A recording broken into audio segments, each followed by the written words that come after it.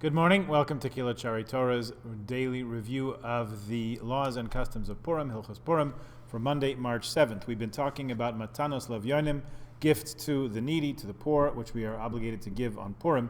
One cannot fulfill this mitzvah by donating money to an institution, a Torah institution, unless this organization takes care specifically of poor people who struggle to have their basic needs met, and they will distribute the funds on Purim. There are a few such institutions.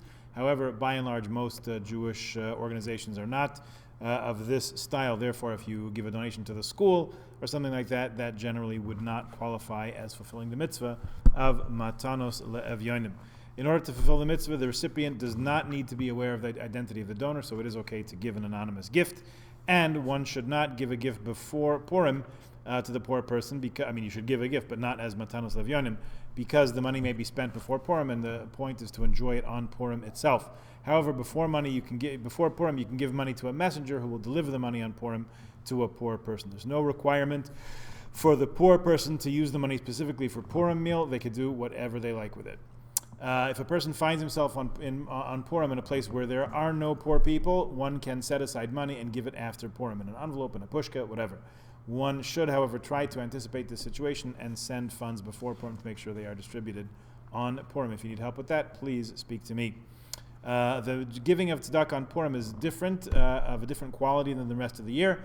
Normally, before disbursing funds that are earmarked for tzedakah, we do have sort of a fiduciary responsibility to verify that the recipient is legitimately in need. This is not the case on Purim. One may give tzedakah funds without investigating or querying into the nature of the need.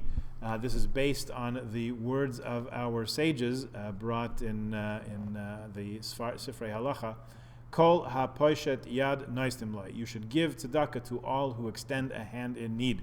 What's behind this? This style of giving is a reflection of Hashem's kindness with us, which was evident clearly in the miracle of Purim.